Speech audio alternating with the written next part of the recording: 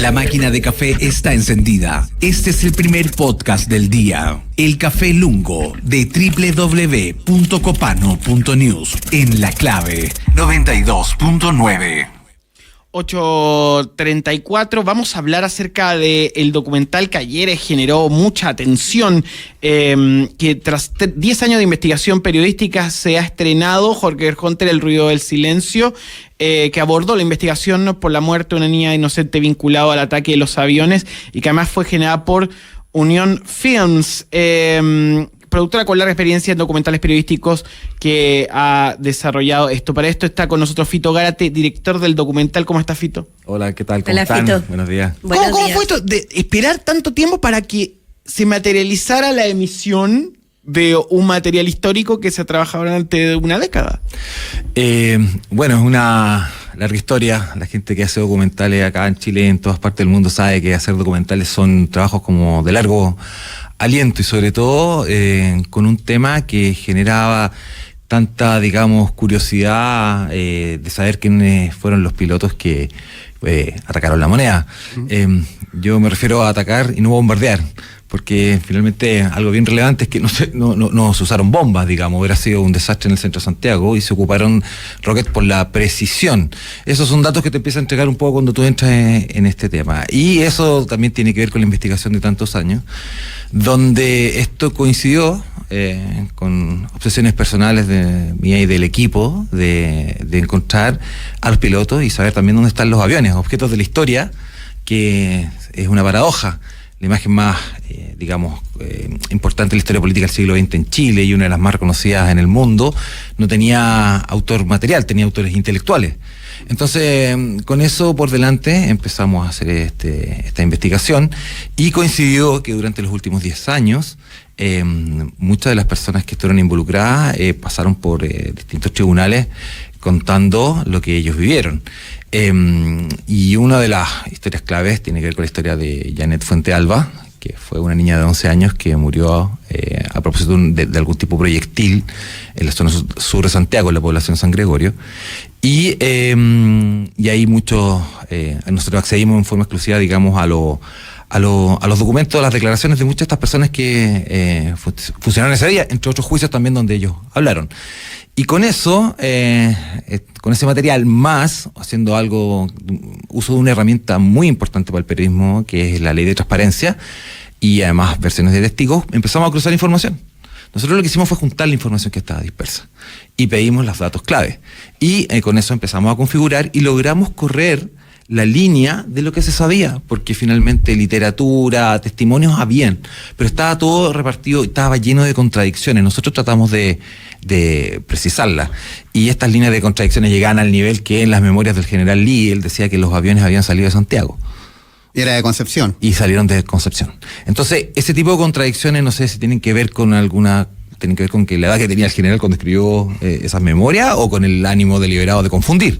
Entonces, para la historia hacia adelante. Y así, muchas historias contradictorias, pero nosotros lo que hicimos fue poner sobre la mesa los datos que nos entregaba. Y también hubo un ejercicio de ordenar la info que ya existía, aparte de la que se agregó nueva, que es el caso de esta muchacha, claro, que recibió un bombardeo a las antenas de radio, que en un principio, porque contemos bien cómo fue, porque salieron primero 4 Holger Hunters desde Concepción muy temprano, directo a bombardear las antenas de radio de las que son leales al gobierno, en la parte norte de Santiago y en la parte sur. Exacto. Y luego salieron otros 4 más, 2 rumbo a la residencia de Salvador Allende en Las Condes, en Tomás Moro, y 2 más a La Moneda, a bombardear lo que fue eso cerca del mediodía. Cuéntame un poco el itinerario que hubo de el vuelo Holger Hunter. ¿Fueron 8 en total los que sobrevolaron para este ataque, este golpe de Estado? Uno podría decir que son 8, pero podrían ser menos porque eventualmente se podrían haber repetido algunos vuelos. Dieron la vuelta. Un avión Holger Hunter, ese vuelo duraba desde Concepción a Santiago 15, 20 minutos, nada.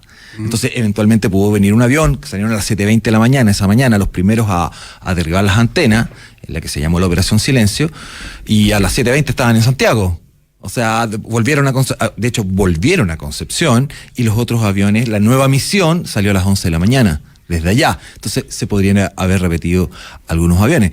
Algo bien interesante es que los aviones llegaron a Concepción a principios de agosto. Uh-huh. El grupo 7, que era el grupo principal involucrado en esta misión, estaba ubicado en Cerrillos, en el aeropuerto de Cerrillos de aquella época, y en ese lugar estaba el cordón industrial Cerrillo, y la Fuerza Aérea tenía muchas aprehensiones, o lo menos lo que ellos dicen, de que fuera, digamos, atacado o haya algún tipo de boicot, digamos, a los aviones en ese lugar, y los sacan de este lugar y se los llevan al sur, con una excusa que iban a hacer entrenamiento a la zona de Linares, de Chillán, a unos polígonos. Pero se llevaron todos los aviones a esa zona. Y además llegaron aviones del Grupo 9, que era en Concepción, donde también habían aviones Hawker Hunter. Y de ahí esos aviones se distribuyen para el día de la misión, y como dices tú, 4 volaron en la mañana a volar las antenas, y 4 después al mediodía. Es interesante el factor de volar las antenas, porque hay un contexto de época que hay que instalar, que es que la radio era muy importante y que la gente, tal como cuando elige sus tuiteros favoritos o su propia burbuja de filtro, en relación a los diarios que consume o los productos periodísticos que sigue y la perspectiva que estos tengan, que es completamente legítimo que la posean, si los hechos son respetados, es relevante saber que todos tenemos un punto de vista. Y es importante porque botan las antenas de la radio y la gente queda desinformada. Exactamente. Ahora, hay dos factores que son interesantes en la historia. El primero es que, Fito, cuando vuela la radio, igual forma, la televisión emite el golpe. Es el único golpe de Estado, bueno, en los últimos años eso ha cambiado, pero televisado de la historia.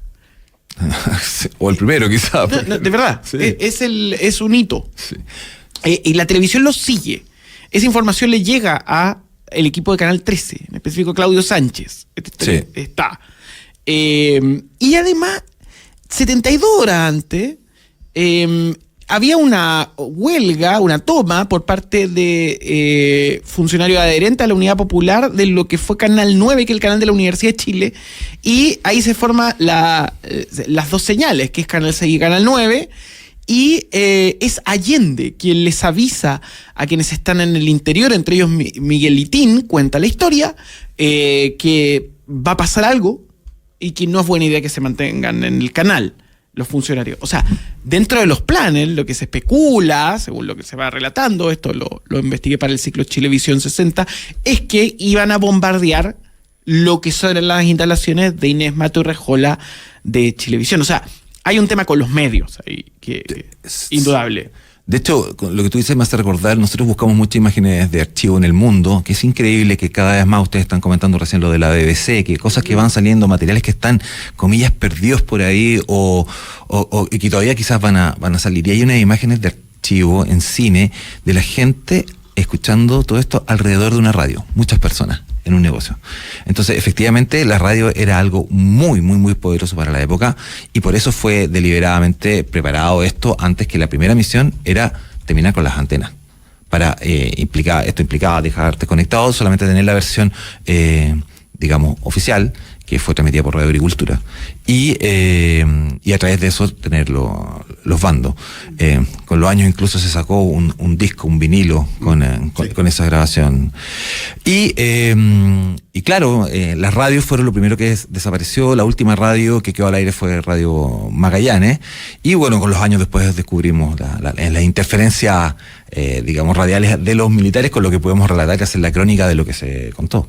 ¿Qué fue lo que más les costó dentro del periodo, Fito, de investigación, de encontrar en las imágenes de archivo? Tú decías que están en el mundo, pero me imagino que siempre hay algo que cuesta un poquito más. No sé si alguna imagen o quizás alguna cuña de alguien relevante.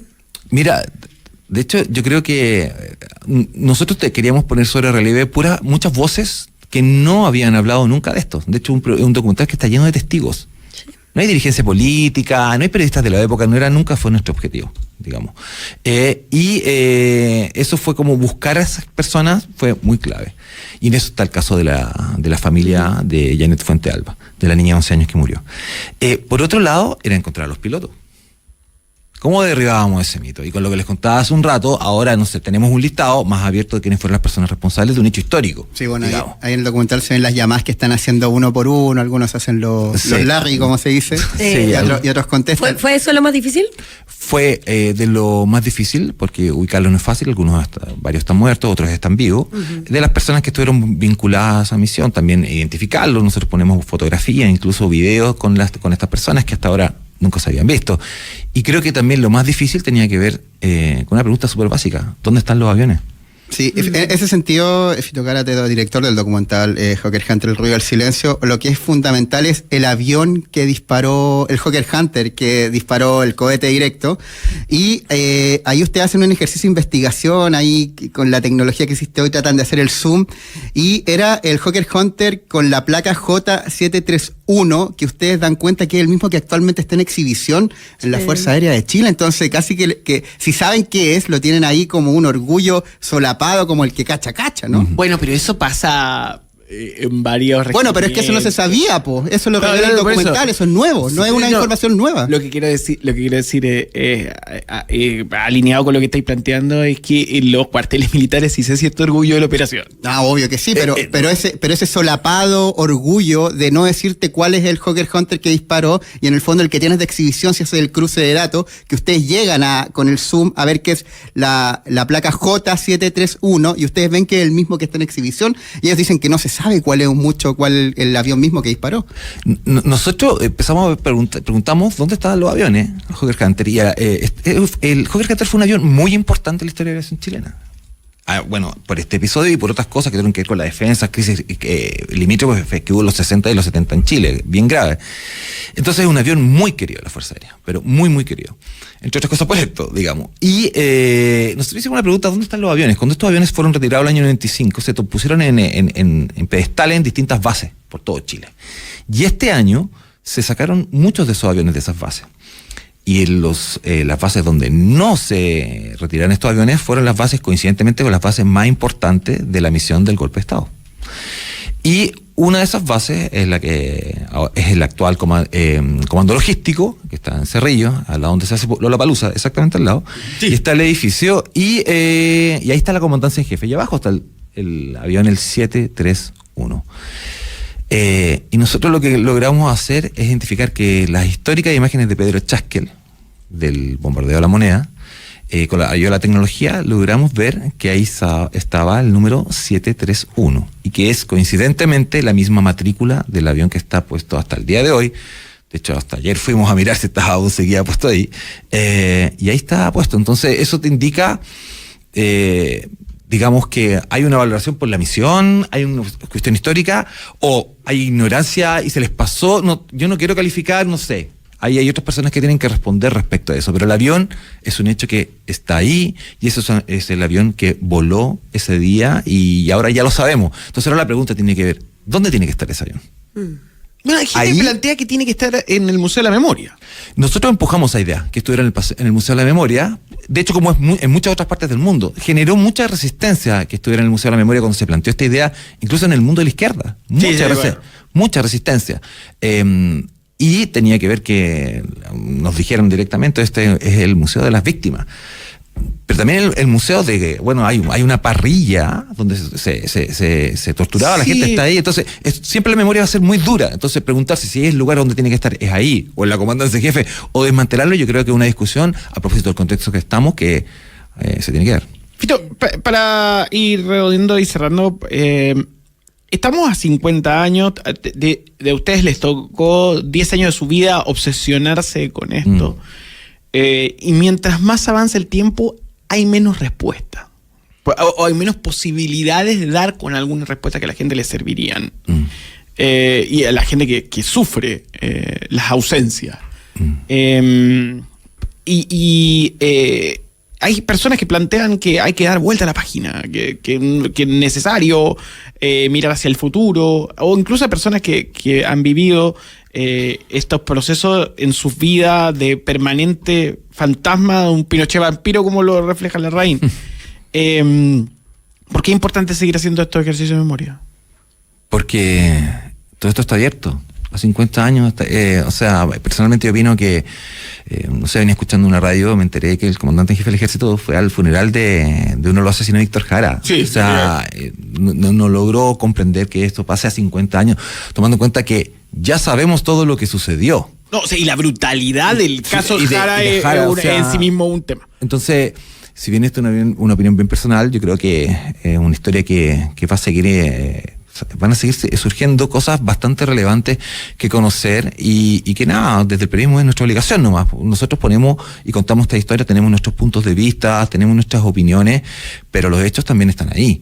Y todo el mundo tiene la posibilidad también de mostrar sus hechos, pero hechos, no mañas, digamos. Y para nosotros también como equipo era como muy, muy importante porque efectivamente hacer algo así involucró 10 años de nuestra vida y poner mucho de nuestras partes, de nuestro quehacer profesional para que este tipo de trabajo se pueda hacer, porque tampoco es algo que tú digas es llegar y hacerlo, o sea, mucho tiempo, hay que, y además que estamos muy contentos de que haya salido por la televisión abierta. No, que la televisión pública, que está haciendo un trabajo extraordinario en los 50 años, me parece a mí que dentro de todo lo que el Estado puede hacer, TVN está sobre... hemos hablado de las conmemoraciones que el Estado mismo ha hecho. O sea, lo que está haciendo TVN con las series, con la exhibición de los documentales en televisión abierta, con este material que es un lujo, es sobresaliente. Sí. Muchas gracias, Fito. Gracias a usted. Gracias, Fito. De la máquina del café al trabajo, la máquina del café está encendida. Escucha este podcast en Spotify, El Café Lungo de www.copano.news. La clave 92.1.